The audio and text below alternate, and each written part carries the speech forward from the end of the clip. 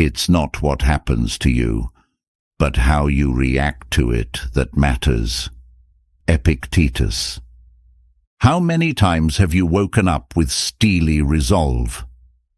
Today, I'll start, only to find myself minutes later scrolling through your phone, making a third cup of coffee, and telling yourself, I'll do it this afternoon. That's not a lack of willpower. That's the whisper Marcus Aurelius gave a name to. Laziness disguised as reason. And you believed it. Stoic philosophy doesn't dwell on what you should do. It insists that you act. Immediately. No delays. No excuses.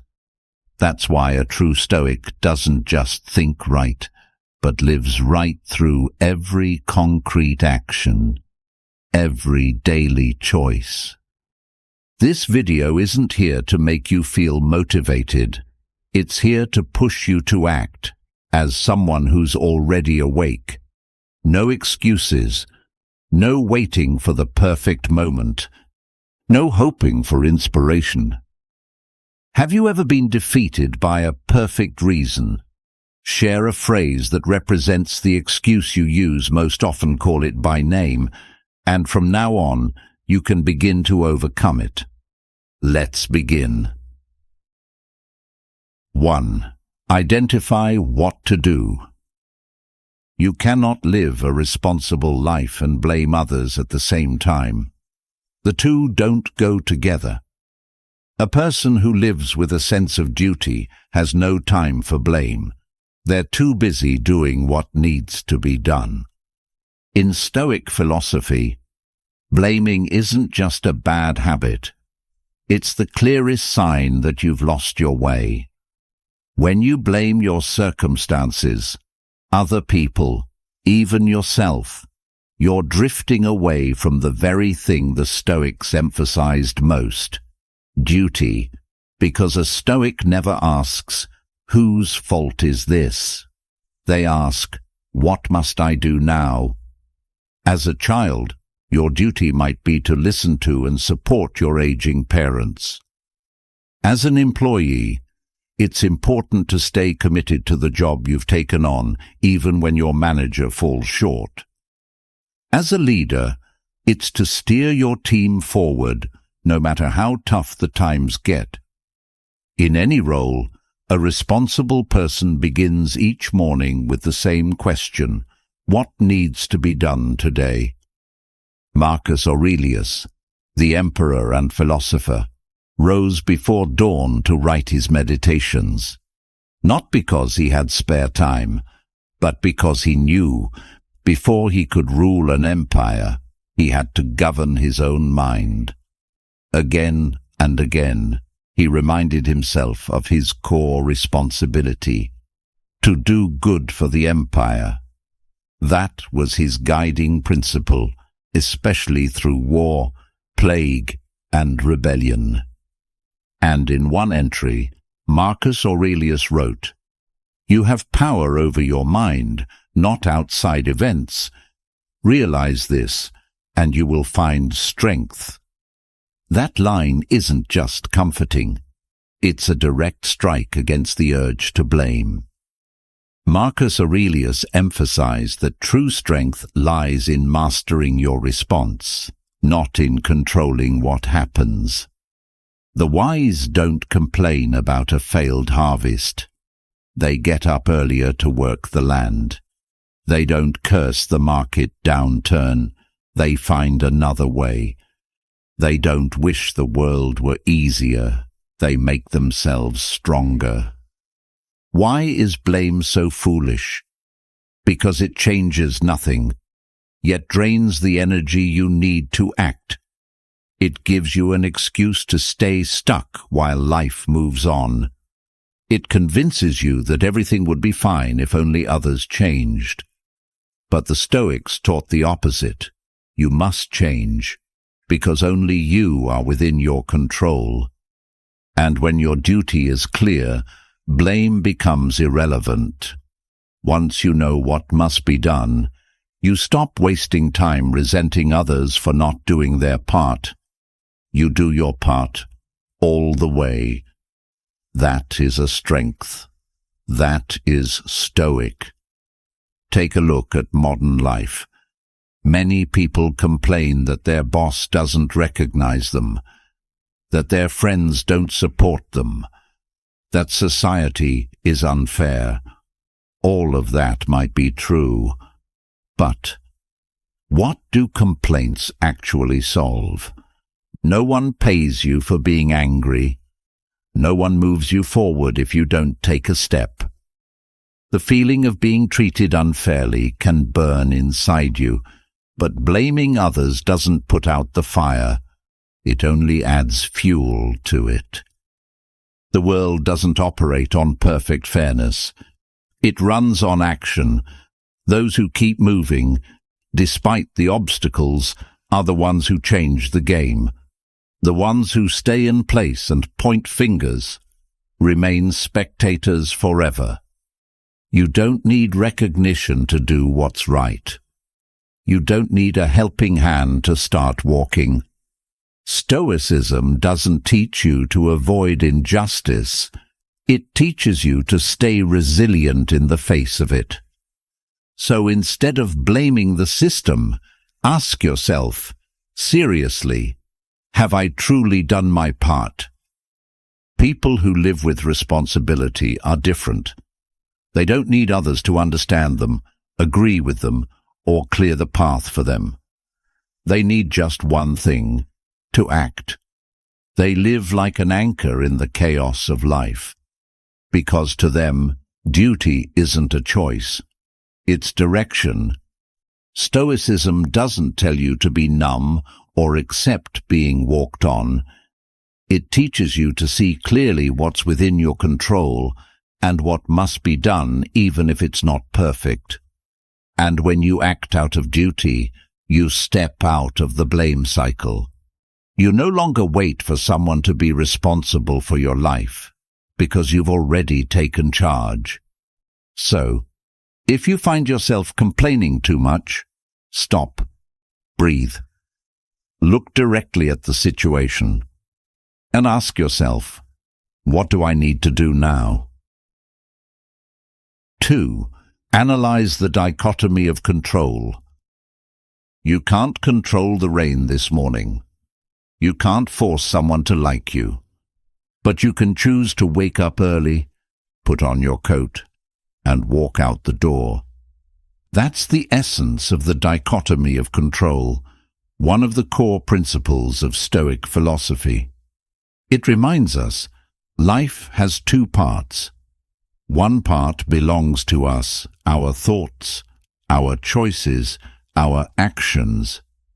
The rest is out of our hands, other people's feelings, final outcomes, unexpected twists. So why do we keep stressing, worrying, agonizing over the part we can't control? So many people delay taking action because of one familiar phrase, I'm afraid of failing. But what is failure, really? Most of the time, it's when the outcome doesn't go the way we hoped. And outcomes, they're never something you fully control.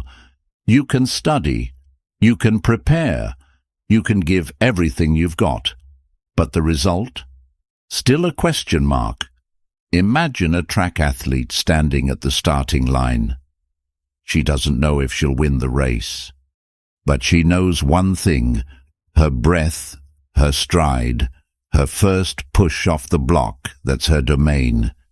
If she focuses on that, she's doing the only thing a human being can do, act with full effort within the bounds of what she can own.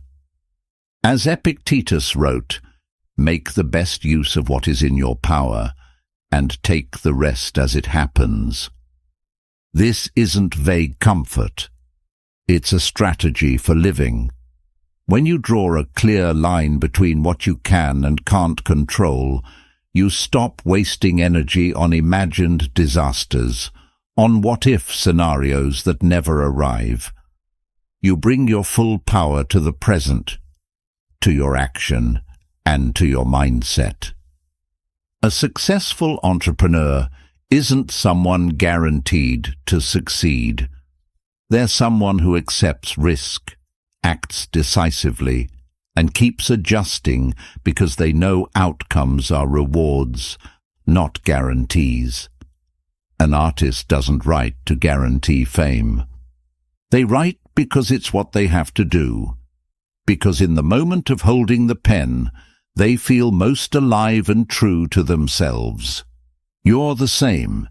If you keep waiting for perfect conditions for the fear to disappear, you'll grow old with 1,000 ideas that never took form. Let go of expectations. Hold on to action. Remember, you can't control what others will think, but you can control whether you sit down to work today. You can't control the market, but you can sharpen your skills day by day, hour by hour. You don't know if your effort will be recognized, but you know whether you've lived with integrity, done what's right, and stayed true to what you believe must be done. And strangely, it's often when we release our grip on the result that something magical happens.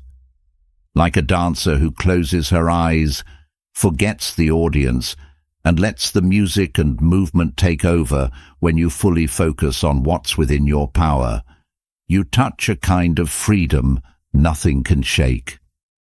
The reasons we give for inaction often sound reasonable, but they're usually a form of avoidance. And the truth is, you don't need a reason to do what's right. You just need the first step.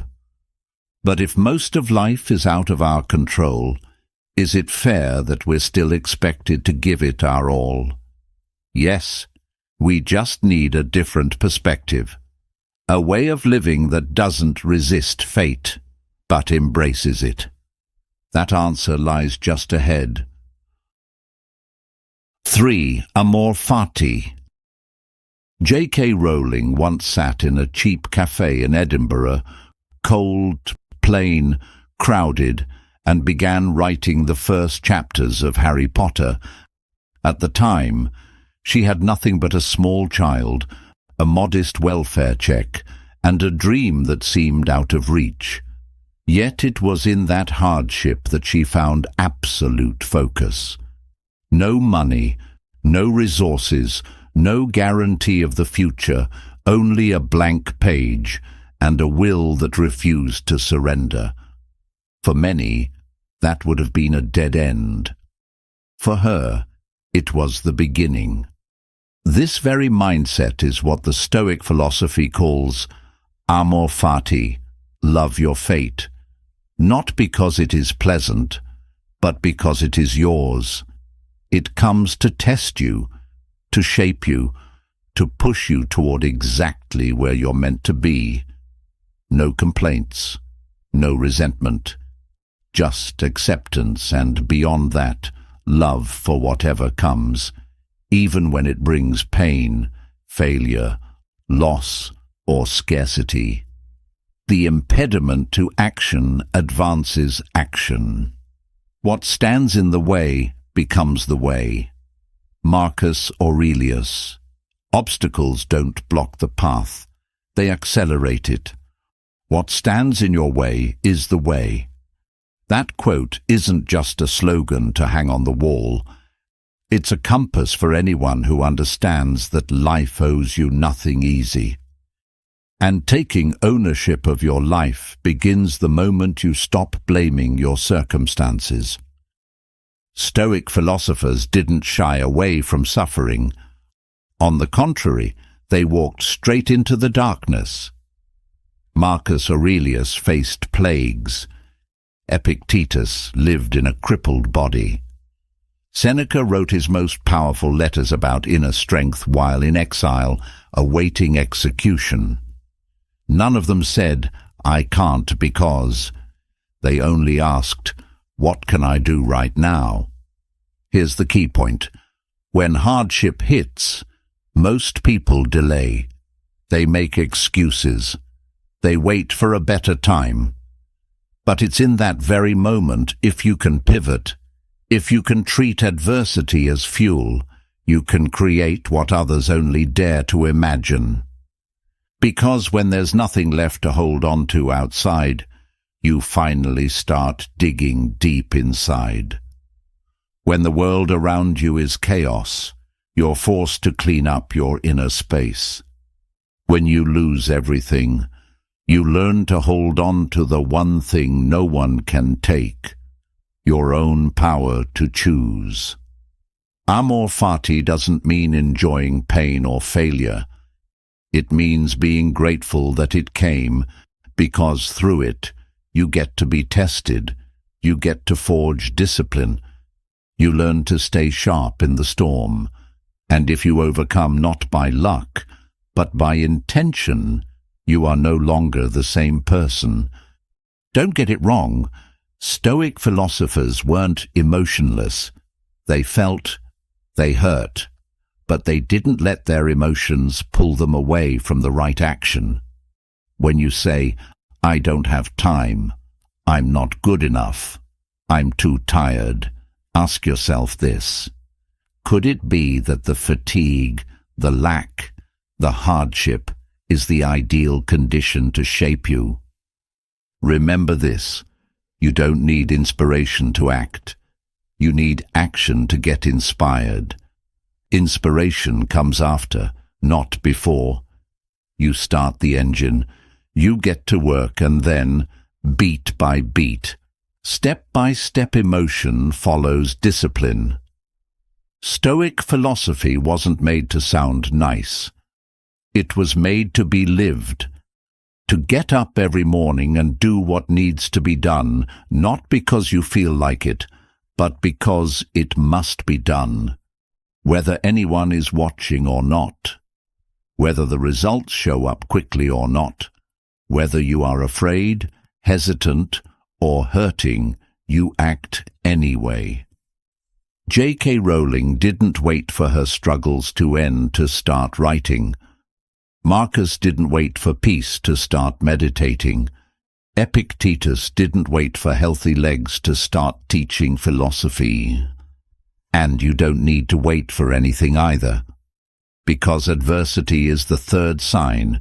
If it shows up, embrace it. Amor fati, not because you enjoy pain, but because you don't need to avoid it to keep going. Leave a comment below this video, Amor fati. Do what must be done. No excuses. Start now. 4. Self-discipline. Have you ever wondered why you know exactly what needs to be done, yet still don't do it? You know you need to study, exercise, send that email, cut off that toxic relationship, but instead, you just sit there watching the clock tick. You call it procrastination, laziness, or lack of motivation. But that's just the surface. What you're really missing is self-discipline. Without discipline, every ideal is just an empty promise. Without discipline, excuses become your lifelong companion, and a life full of excuses leaves no room for results. The Stoic philosophers saw this problem over 2,000 years ago. They didn't just talk about discipline as a virtue. They trained it, with the method, with practice, without showing off. One of the most powerful tools the Stoics used was premeditatio malorum, the premeditation of adversity. They didn't wait for challenges to hit before reacting. They imagined the worst-case scenario ahead of time. Not to be pessimistic, but to stay ready, unshaken, and from that, forge resilience. Discipline doesn't start with running or waking up early. It starts with no longer being naive about life. The Stoics didn't stop at ideas. They knew that reason alone can't defeat habit unless you change through small, deliberate actions. So they built discipline through micro-habit actions so small they're almost excuse-proof. Waking up 10 minutes earlier, turning off your phone 5 minutes before bed, drinking a glass of water first thing in the morning. Sounds trivial. It's precisely because it's trivial that it sticks. Modern science has a word for it: micro-habits. And the most successful people in the world apply it no differently than Seneca did. Jack Dorsey, former CEO of Twitter, runs 5 miles every morning, takes cold showers, eats only 1 meal a day, not to impress anyone, but because he understands, if his body can withstand the shock of morning cold, his mind can handle the pressure of critical decisions at 11 a.m. Discipline is the act of living rightly, even when you don't feel like it. It's how you train your brain to understand, I'm in charge, not my emotions. You might say, but I'm not a CEO. I'm just an ordinary person with a million things to worry about. That's exactly why you need discipline even more. Because if you don't take control of yourself, this chaotic, noisy world full of distractions pulling you off course will take control of you. Stoicism isn't about shouting, "Be disciplined."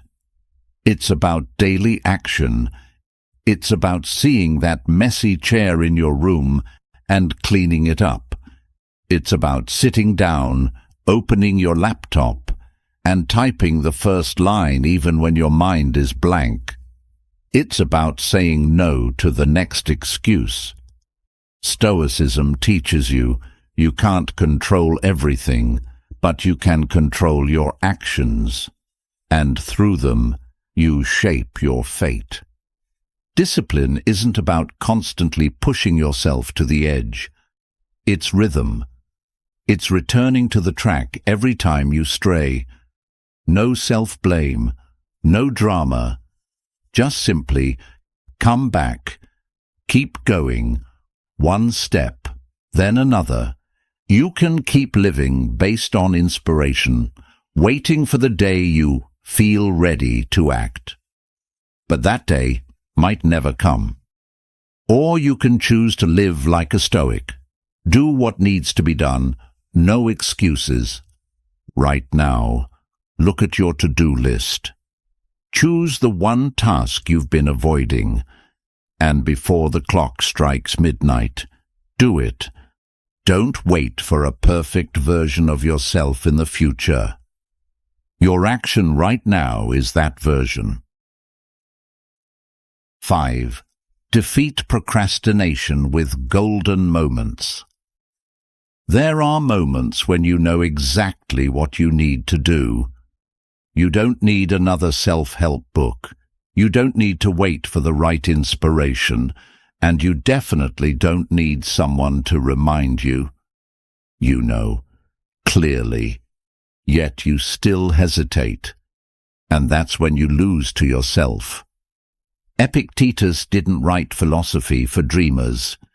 He wrote for real people, those buried in work, tangled in procrastination, stuck between what they know they should do and what they refuse to do. His words weren't just advice. They were a slap in the face to our inner laziness. If you know what needs to be done, don't wait. Every second you delay is a silent agreement with procrastination, and that's not what you want. But how do you overcome procrastination, especially when it sneaks in so quietly? The answer lies in golden moments, the moments where you get to choose, to act, or to delay again. Right there, at that crossroads, everything can change, or nothing will. And the thing that helps you win in that moment isn't massive willpower or a wave of motivation. It's a small action, tiny, even. The 2-minute rule sounds simple, but it works surprisingly well. Here's how it goes. If something takes less than 2 minutes to do, do it now. No debating, no checking with anyone, no getting ready.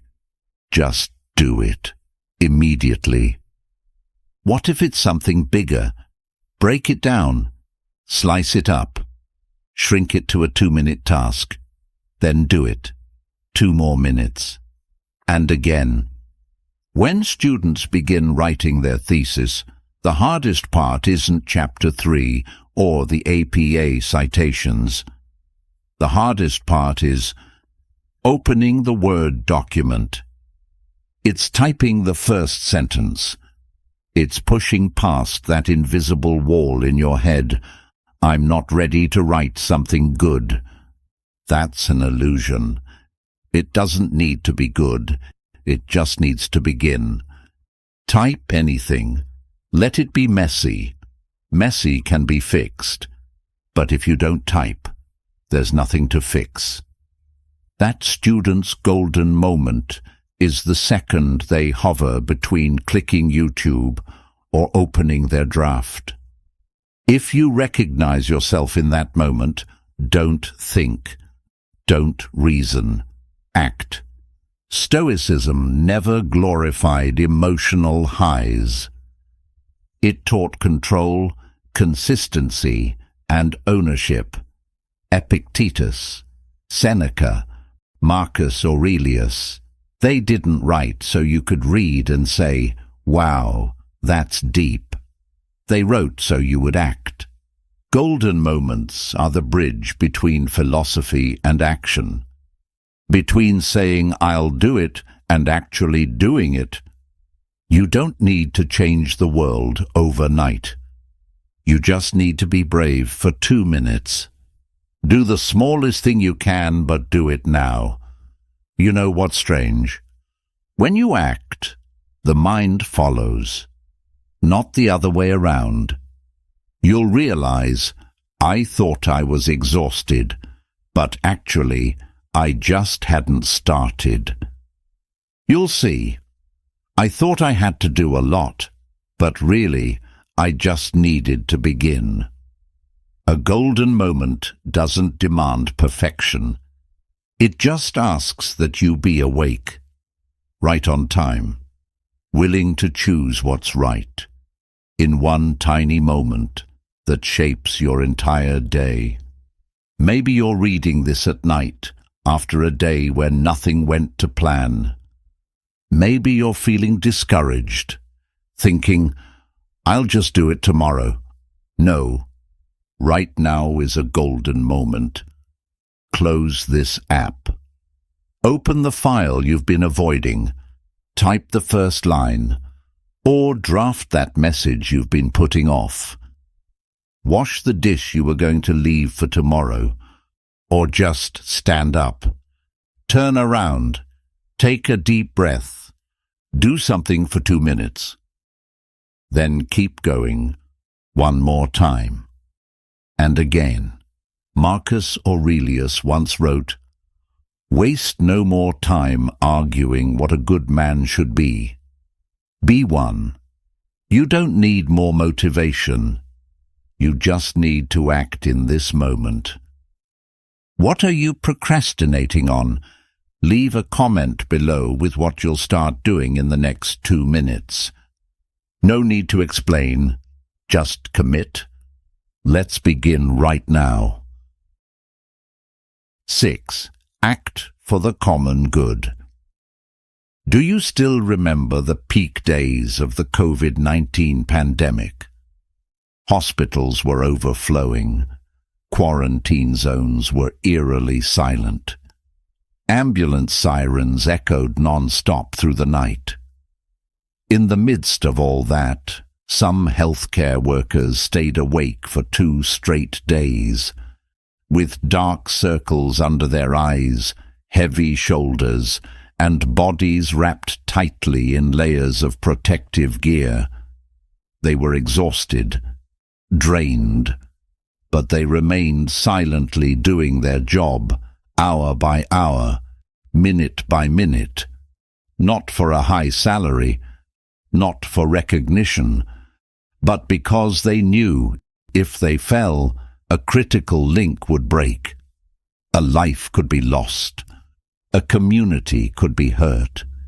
It was in those moments that we clearly saw the power of acting for others, for the greater good, and from that, we came to understand more deeply a message the Stoic philosophy has always emphasized. Act not just for yourself, but for the collective, for something greater than you. Marcus Aurelius, one of the most revered Stoic philosophers, once wrote, "What injures the hive injures the bee. When the hive suffers, every bee suffers." An individual cannot be separated from the community, just as a gear cannot turn if the whole machine stops working. In everyday life, personal reasons like, "I don't have time," "I'm not good enough yet," "I'm not feeling inspired" might sound valid, but they're often just masks for procrastination. These reasons are fragile because they revolve around fleeting emotions. One day, you feel motivated and act. The next day, you lose steam and stop. But when your reason to act is connected to others, your team, your family, your society, you tend to stay more committed. You're not just doing it for yourself. You're doing it for the people you don't want to let down. Look at those who are truly resilient. Athletes who compete not just for personal glory, but for their flag and their country. Teachers who stay up late preparing lessons not for their paychecks, but because they see students eager to understand. A father, a mother, who pushes past their limits not for any title, but because their children are growing up day by day. It's the act of placing yourself within a broader network, where you are a part, a vital link, that keeps these people moving forward. Acting for the greater good isn't blind sacrifice. It's a conscious choice. When you see that you play a role, you feel that you matter. When you realize your actions have an impact, even small ones, you gain a reason to keep going. It doesn't have to be anything grand. Sometimes it's just a well-prepared meeting. A message was replied to on time. A gentle reminder of a deadline. A word of encouragement to someone struggling. These small things keep the whole system running smoothly. So when you feel tired, when you want to quit, ask yourself, is what I'm doing helping someone? Supporting something greater than me? If the answer is yes, keep going. If not yet, find something that does make a difference. Because you are not invisible, you are not alone, you are part of a whole. And this world needs you to keep moving. But to have the strength to act for others, you must first look within yourself. To avoid losing your way amid life's many demands, you need a mirror for your inner world. And that is exactly what we will explore in the final part, a space for you to dialogue with yourself, where you reflect on what you are doing, thinking, and feeling, and where you train your mind, day by day, to stay grounded in the flow of life. Are you ready to turn the mirror inward? 7. Daily reflection. There's a simple question Seneca used to ask himself at the end of each day. Today, when did I make an excuse? That question wasn't meant to torment. It was meant to illuminate.